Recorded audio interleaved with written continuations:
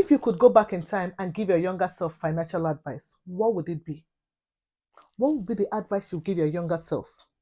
Most people in their 50s say things like, oh, I wish I had saved more.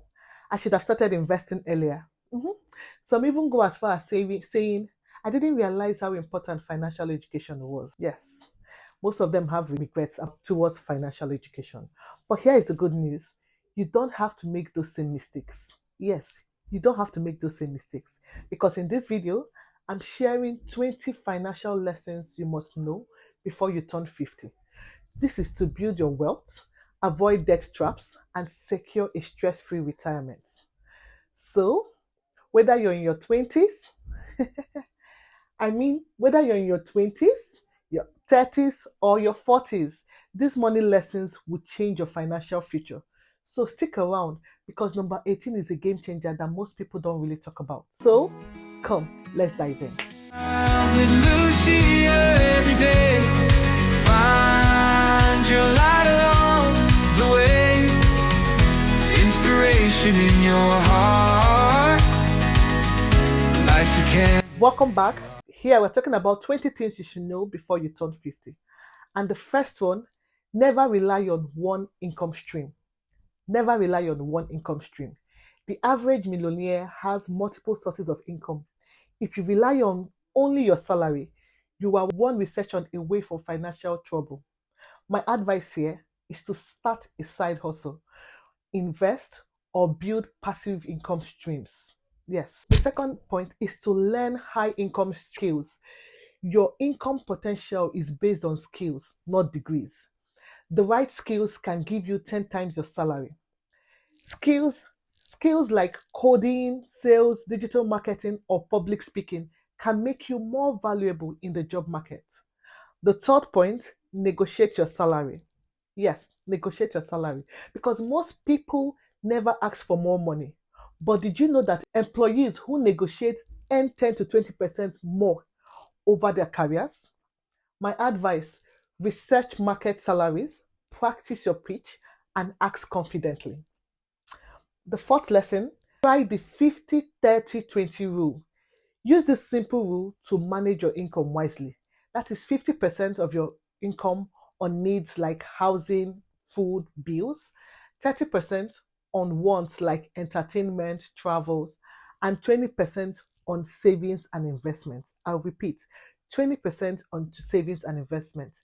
That brings me to my fifth lesson, which is save at least 20% of your income. If you want to be financially free, saving isn't optional. Let me give you an example. If you save $500 monthly starting at age 25, you will have over $1 million by retirement. My sixth point, always have an emergency fund because life happens. You might want to repair your cars, pay medical bills, job loss, so be prepared. The solution here is aim to save 3 to 6 months of expense in a separate account. That is what you will save. My seventh point, automate your savings. If you wait until the end of the month to save, you won't save. So my advice, set up automatic transfers so savings can happen before you even spend. Yes. My eighth point, avoid lifestyle inflation.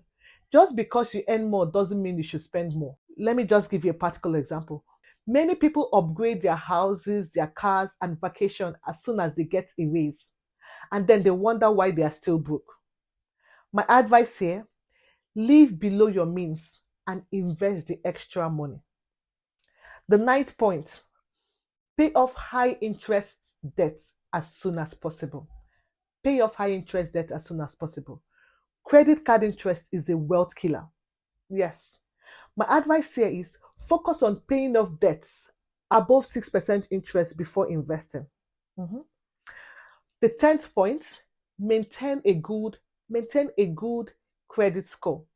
A bad credit score can cost you thousands in loan interest. My advice, pay bills on time, keep credit use below 30%, and check your score regularly. So this brings me to my 11th point. My 11th point, start investing as early as possible. Start investing as early as possible because compound interest is the most powerful wealth building tool. So let me try to give you a practical example here. If you invest $20 a month from age 25 to age 65, you will have $500,000. But if you wait and start at age 35, you would have only $250,000. The next, my 12th point, understand the power of index funds. Most investors fail trying to beat the market, but index funds consistently grow wealth. My advice here, invest in low-cost index funds like S&P 500 ETFs. The 13th point, max out your retirement accounts. If your employer offers a 401k match, always take it. My advice here is contribute enough to get free money from your employer. Mhm. The 14th point, my 14th point, renting isn't always throwing money away. Buying a home isn't always the best choice. Yes, buying a home isn't always the best choice. Let me give you a practical example. If you plan to move in 3 to 5 years, renting might be smarter. Think about it. The 15th point, if you buy a home, don't overextend yourself. Banks will approve more than you should actually borrow. Yes. So my advice here is to follow the 28-36 rule. That is, spend no more than 28% of your income on housing. Yes, no more than 28% on your income on housing. The 16th point, social security won't be enough. The average social security check is $1,700 per month. That is not enough for a comfortable retirement. So, my advice, build multiple retirement income streams. Multiple retirement income streams. The 17th point, get life insurance early if you have a family. Life insurance is non negotiable. And the 18th point, have an estate plan. If you don't have a will or estate plan, your assets could go to the government instead of a family. Yes.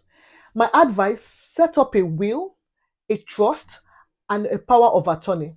A will, trust, and power of attorney. Yes. And my 19th point, my 19th point, avoid get rich quick schemes. If it sounds too good to be true, it is. A practical example here is that most people lost money in crypto scams and MLMs chasing fast money. I don't know if you remember. And my 20th and last point, do you know the best investment you can make? Yourself. The best investment is yourself. No asset pays higher returns than investing in your education and your skills. So my advice here, read books, take courses, and never stop learning. Okay? So if you follow these 20 financial lessons, you will build a life of financial security and freedom. So here's what to do next. Now I've told you about this, let me tell you what to do next. The first step, pick 5 lessons from the list I have mentioned and apply them now.